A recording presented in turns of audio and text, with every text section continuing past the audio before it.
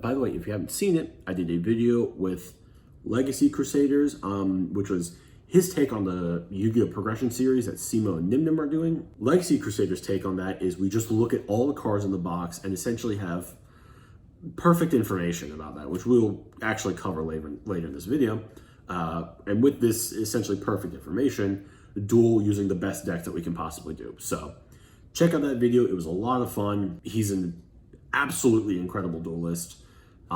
So if you haven't seen the video already, I highly suggest checking out. It was a lot of fun, and he's a really awesome dude. So what's it called? Logo here, icon image here.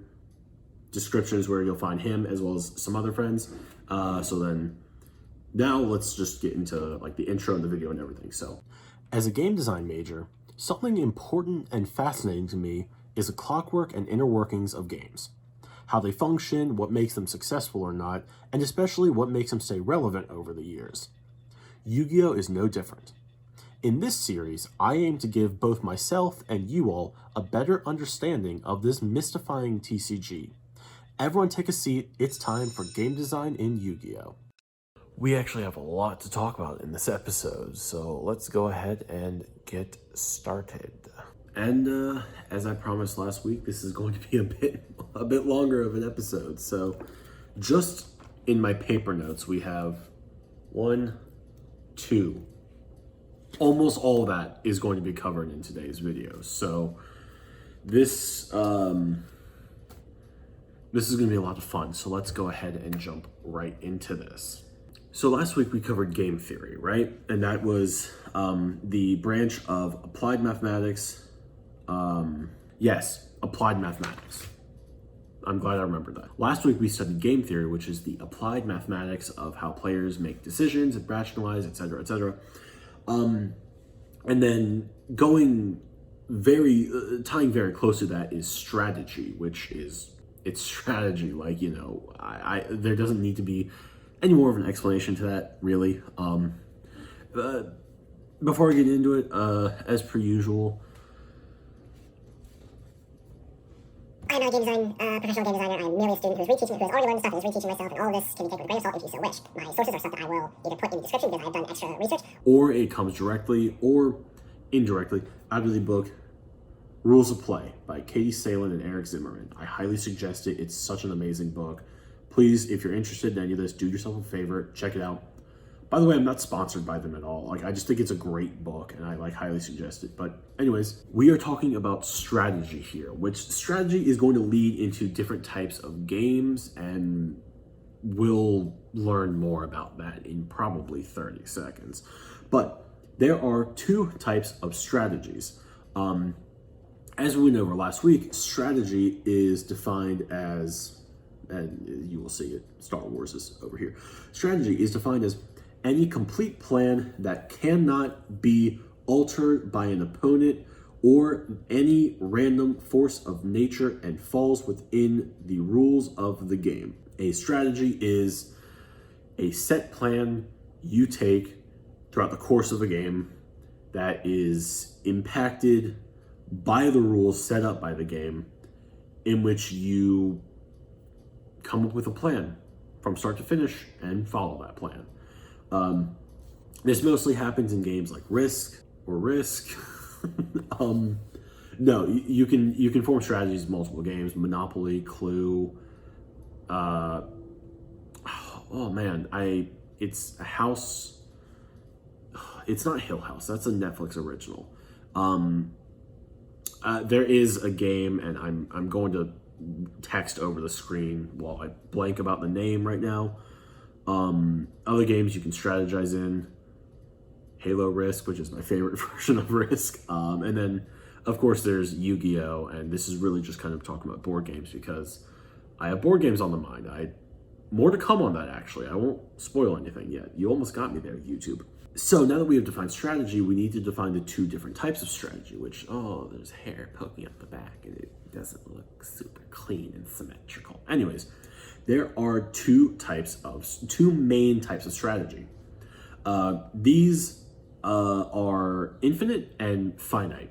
So because one is significantly more boring, that being finite because it's set close off, whatever. We're going to go over that first, and then we're going to go over Infinite, and then we're going to jump into the different types of games here. So this will all be a fun, organized kind of thing, I hope. May have accidentally turned my computer on and spammed the space button when it was asking for a password, and scared myself doing so. Infinite games, or no, infinite strategies. Games are something else. A finite game, because this has just been a mess for 8 minutes, at least for me. A finite game. Finite strategy, god damn. A finite strategy is the player having the greatest number of strategies still has a limited amount. So that might be a little confusing. Most because when I take notes, they're not super verbatim notes. They're kind of like words that stick in my brain. But what that means is that, let's take, okay, how about this? You have a sword in Minecraft, right? And your enemy has a sword in Minecraft. And let's say you are battling on the side of a cliff, and on the other side of the cliff is a river of lava. It is a fight to the death in Minecraft. You have 3 options. Sword your enemy to death, push them off the cliff, or push them into the lava. Those are your 3 end goals, right? Within those, you have to come up with separate plans to end in one of those 3 ways. Push them with the sword, get them to walk close enough to the cliff to push them off, copy and paste, but for lava, and there you have it. That would be a finite strategy. I'm too used to the word infinite. This would be a finite strategy. Conversely, for infinite strategy, because I've been saying that the entire time. Infinite strategy. Theoreticians with their current level of knowledge cannot study this. What does that mean? Well, that means that if you and someone were fighting, there was an infinite amount of possibilities here. So yes, when the definition says that people cannot study this, it means they cannot study this. The human brain I need a haircut. The human brain still cannot physically wrap itself around the idea of infinite. Okay, it gets hard for us. We are so used to having an end to everything. Like there will always be, an end to the movie you're watching. There will always be an end to your favorite show, despite the fact that you really wanted there to be more seasons, and just for whatever reason they had to end it. But you try not to be affected, despite the fact that it's your favorite show and you obviously want more. Like there's obviously fans of it. Why do they have to end it? Why can't that be infinite? But I digress. The human brain cannot wrap itself around infinity. As such, infinite strategies do not technically exist. Yes, you can run into a situation where you have a plethora of strategies. You can run into a situation where you have, a million different strategies that you can go through. However, as we are right now, you will never run into a situation where the amount of possibilities you have of getting through a situation is 100% infinite. There will always be a cap to that. Hence why I said finite strategies are boring. Like infinite is exciting and it never ends and it's so cool. And it's, by all accounts, impossible. So you'll win some, you'll lose some. I really just lose some because I'm not good at Yu-Gi-Oh yet. So that leads us into games, because you need to apply these strategies somewhere. So why not apply them to games? Because those are fun and lighthearted and they're great. Well, there are, at least in my notes, 3 different types of games. These games are symmetrical, simultaneous, and sequential games.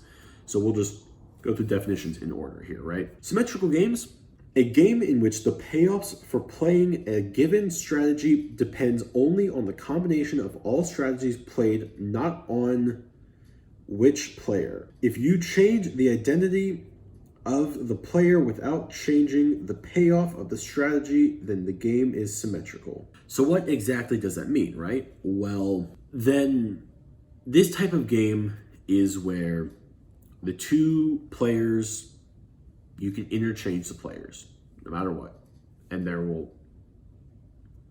the game is not affected. Player strategy is not affected. This would be stuff like very linear and simple games. Yu-Gi-Oh is not a symmetrical game. So if you took Orcust at full power and handed it to a baby, And on the other hand, on the other side, you handed full power Salamangreat to my friend R2YGO, link description. The outcome would change based on who's playing what game. In a symmetrical game, the baby in R2 could flip around and they would essentially have an equal chance of winning, right? However, Yu-Gi-Oh! Is not a symmetrical game. If R2 is piloting Orcust and the baby is piloting Salamangreat, the baby's going to lose. The baby does not have the motor functions to essentially play the game, which really makes me feel like this is an unfair example. Babies can't play card games, I guess. I'm sorry. So the next type of game is a simultaneous game. Also, I didn't cover it in strategies, but Yu-Gi-Oh! Is a finite strategy game. Again, as far as I am aware and as far as I have learned and seen, infinite strategy games don't exist yet. I'm terribly sorry, people. I hate it too. But just to cover that, Yu-Gi-Oh! Is not a symmetrical game. It is a finite strategy game. But let's take a look at the other two games and kind of assess where we are in the TCG world. For a simultaneous game, games in which both players make moves at the same time, the player cannot establish a strategy from the opponent's actions. So this is something like, I would say, football.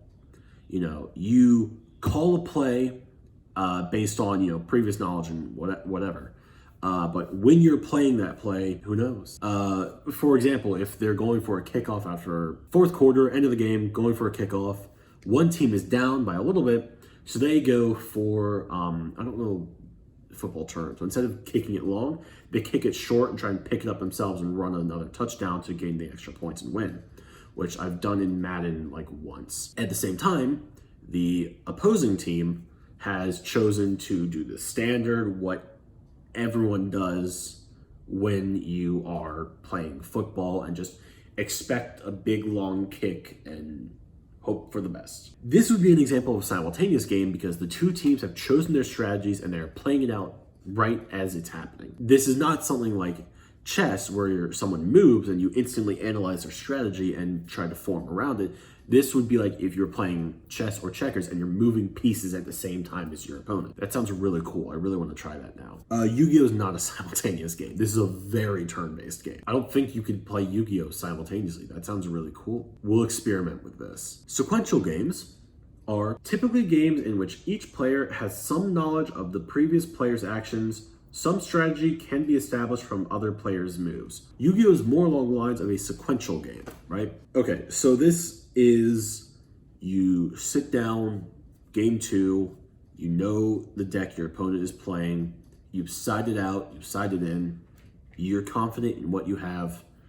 This is Yu-Gi-Oh!, right? The players have some level of knowledge in sequential games and simultaneous games, and symmetrical games. In all of these, you as a player have an idea, for the most part, of the strategies that are played out in these games.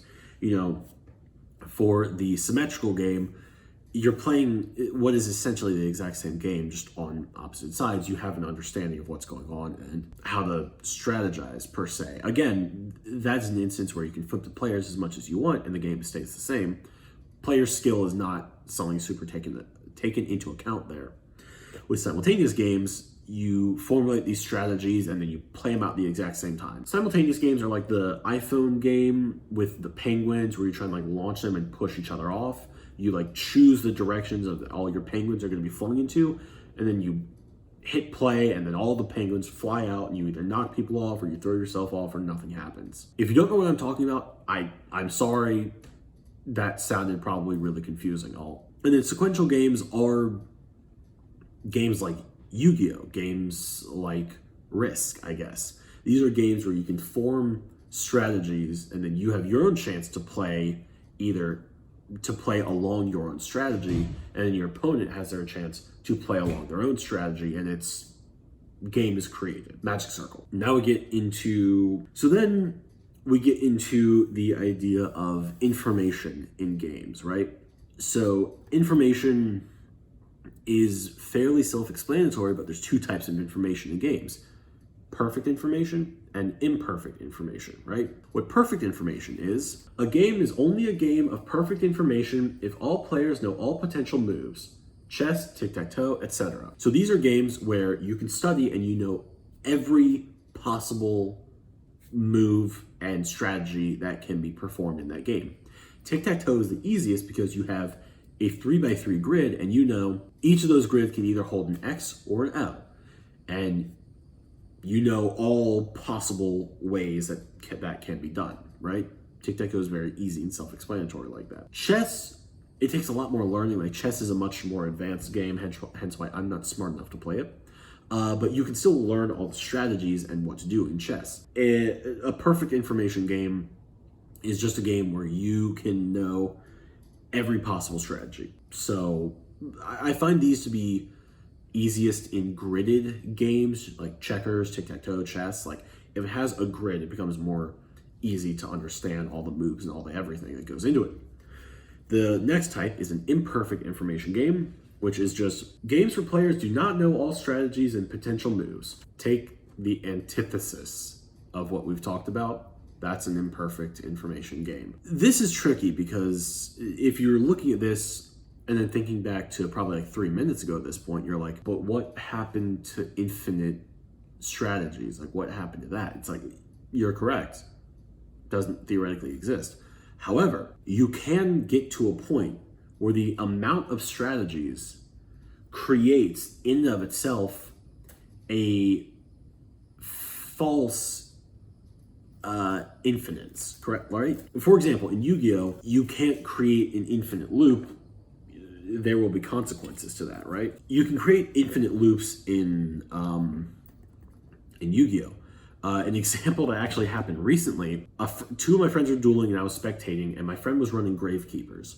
On the field, he had Necro Valley, Gravekeeper's Assailant, and then a face down. And then my other friend had Horus the Black Flame Dragon level 4 on the field. My friend running Gravekeepers flipped up pole position, right? Pole position makes it so that the monster with the highest attack on the field is unaffected by spells. So Gravekeeper's Assailant dropped from 2,000 to 1,500, which is 100 attack less than Horus the Black Flame Dragon level 6. So pole position, in theory, should have switched to Horus the Black Flame Dragon level 4 and prevented it from being affected by spells. Well, Gravekeeper's Assailant would have been boosted back to 2,000 because of Necro Valley, and then pole position should have switched right back to Gravekeeper's Assailant.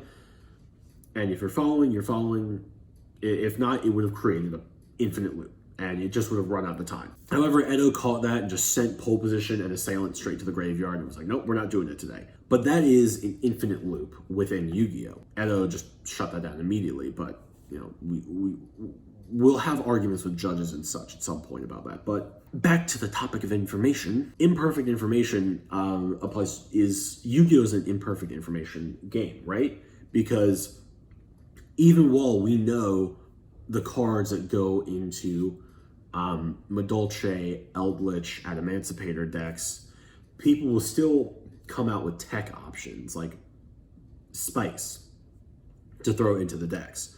So, while yes, you know that Jet Synchron, Mechaphanabes, O-Lion, Auroradon, Halqifibrax, bullshit. If your opponent comes out with Jet Synchron into, you know, whatever deck, and then synchros everything, and then links it all off for Link, 5-headed Link Dragon, that's not what you were expecting. I hope not. If you were expecting that, how are you a wizard? Yu-Gi-Oh! Is a game of imperfect information. You can make an argument that it would be a perfect information game because you can learn all 10,000 plus cards and their interactions with all other 10,000 plus cards. But, and this is just coming from me, that would take too much goddamn brain power. I would consider Yu-Gi-Oh! An imperfect information game. You can make the argument that it is a perfect information game. I would like to see proof. That's all I'm going to say. In all these culminating together, We have strategy, games, and information. These all pull together in how we play.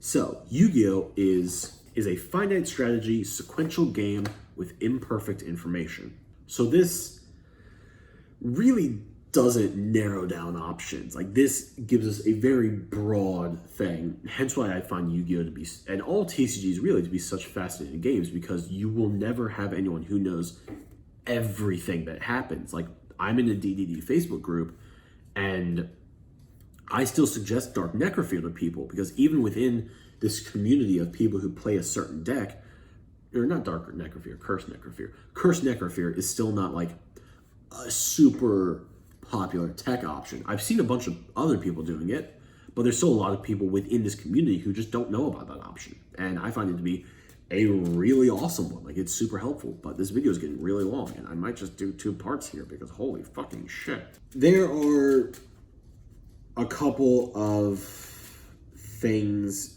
here. What I'm saying is Yu-Gi-Oh! Is a very versatile game, and it's complicated, but God, I love it. Just to kind of finish out the video.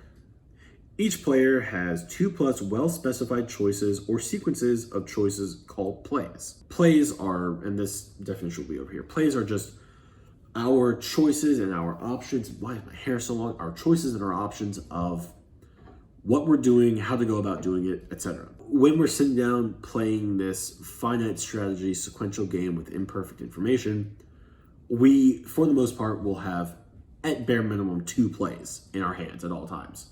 Granted, one play might be obviously bad and horrible, and we will want to avoid it at all costs, like the plague, but we still have 2 options at bare minimum. Game designers, when we design games, okay, and this is actually something I do have a proficiency in, as I am with some friends designing a game that, fingers crossed tightly, this game might see the light of day in stores later this year. Fingers crossed. I am not guaranteeing that, but fingers crossed that might happen.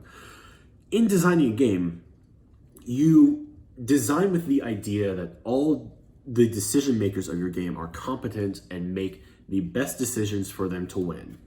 Granted, you will have people who don't necessarily do that and are just playing the game to fuck around and have fun. The best example, going back to the video I did with Legacy Crusaders, in the first game, I played a bunch of burn cards, and that is not suggested by any means. However, I used it to gauge what he was doing so that when I sided out, I could try and change up my strategy a bit.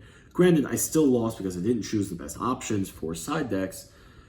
Live and let die, as they say in rock and roll. But when you are designing a game, you design it for the competent, rational decision maker of your game, and not for the rat shit gremlin who's just here to fuck around and cause mayhem, which I approve of. Yu-Gi-Oh! Is one of these games that's designed for the rational thinker. They're with the state of the game and with just how much crazy stuff has been coming out, because in less than a year, we got Adamancer, Adamancipator, Eldritch, Multi-Faker came back to 3, and then less than a year later, we're getting Dragma and Infernoble Knight. With the state of the game right now, I don't really know how to apply this rational decision-making to Yu-Gi-Oh! Players, because, you know, for us, the rational decision is to play the best, most prominent meta decks that we also know how to play, and then playing to our own play styles and fitting what fits us best, how we play best, and what we can use to win more often. It's a whole thing, and honestly, I could sit down and do like, that's actually a good idea. I had a video idea. Hold that thought, me. Now that I have this idea, anyways, I'm gonna close out the video now, because at the time of recording it is 35 minutes and 32 seconds, and I'd like to cut this shit down to hopefully less than 15, if at all possible. I do fuck around on camera a lot that you all don't see. I'd like to thank you all so much. This is Deathstroke 48. This is episode, I think, 7 of Game Designing Yu-Gi-Oh! Someone tell me. I'll know already, never mind. If you guys are enjoying the content, and I know that because I cut off and like I didn't go into everything here, if you have any questions, please ask in the comments. I would be more than happy to answer and to help fill in some of the blanks that I kind of left out of here. But I'm Disrogue48. If you're enjoying the content, please subscribe. If you like the video, leave a like. And like specifically, if you have any questions, please ask. I would be more than happy to help out. But that is all I have. I hope you all have a wonderful day, and I'll see you all tomorrow for Duel Links episode 3, which I hope you all are enjoying because it's a lot of fun to do. But anyways, I'll see you all next time. Hey guys, thank you so much for watching. Here is the Built From Nothing playlist. Here's the button to subscribe. There's my Twitter. You can't see me pointing, but again, thank you guys so much for watching. I will see you all tomorrow. Have a good one.